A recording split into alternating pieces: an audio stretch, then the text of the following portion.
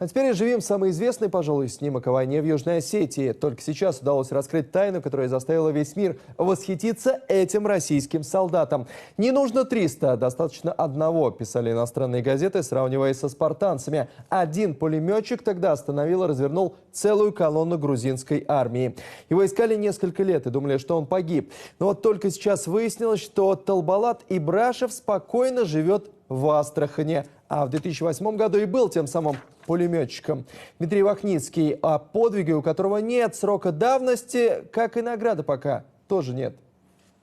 Август 2008-го. Пригород Гори. На пути колонны грузинской армии 3 российских бойца. Пулеметчик до последнего стоит во весь рост, давая понять, дальше никто не пройдет. И только в последний момент ложится, готовясь стрелять. Эти кадры стали известны лишь потому, что вместе с военными в колонне оказались иностранные журналисты. Но имя пулеметчика до последнего времени почти никто не знал. Вот он, скромный Тазбалат Ибрашев. Минут, наверное, 40, около часа это длилось. Они мне сказали, типа, уйди с дороги. Я говорю, я не уйду.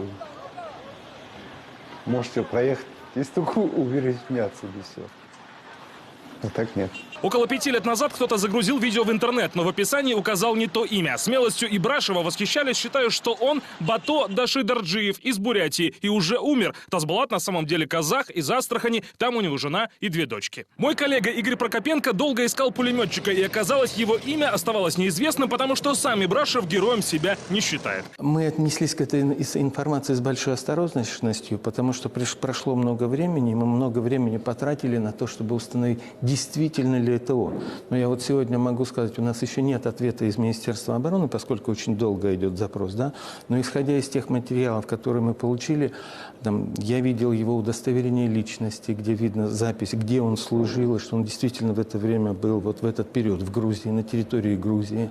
Вот. Потом мы нашли его командира, мы нашли его сослуживца, которые подтвердили, что действительно, да, это он, что все действительно именно так и происходило, как в этой публикации. Человека на видео искали и в Бурятии. Депутат Госдумы от региона и председатель Совета ветеранов. Но так никого и не нашли, пока кто-то не подсказал, что видел страничку Ибрашева в соцсети, на которой он уже и не пытается кому-то доказать, что он – это он. Была получена информация, что движется военная колонна. В связи с этим приехал вот такой человек, как Юрий Владимирович Танденко. Он один приехал, сказал, что ему нужен срочно пулеметчик, помощник пулеметчика и стрелок. И они вчетвером на УАЗике выдвинулись по этой дороге от Гори в сторону Цхинваля.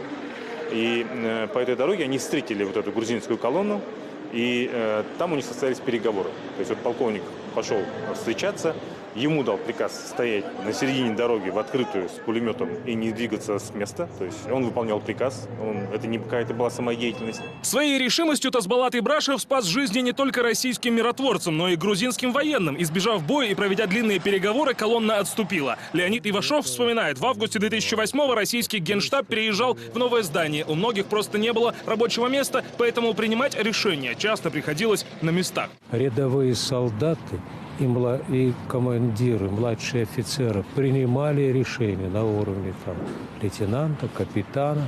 И вот именно вот эти ребята, они первыми стали останавливать грузинские колонны, стали защищать мирных граждан. Так как Тазбалат Ибрашев. За свою смелость он награды, кстати, так и не получил. Полковник забирал, он говорит, мне говорит, фамилию дайте, как и он нас вроде все записал.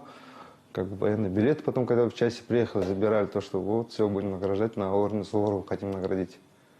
Ну, как бы все забылось, а потом наш полк расформировали, сделали бригаду. Зато наши иностранные коллеги рассказали о случае на дороге в Горе всему миру. Тогда газеты вышли с заголовками: 300 спартанцев не нужно, достаточно одного русского. Дмитрий Вахницкий, Валерия Ибрагимова, «Известия» специально для РЕН-ТВ.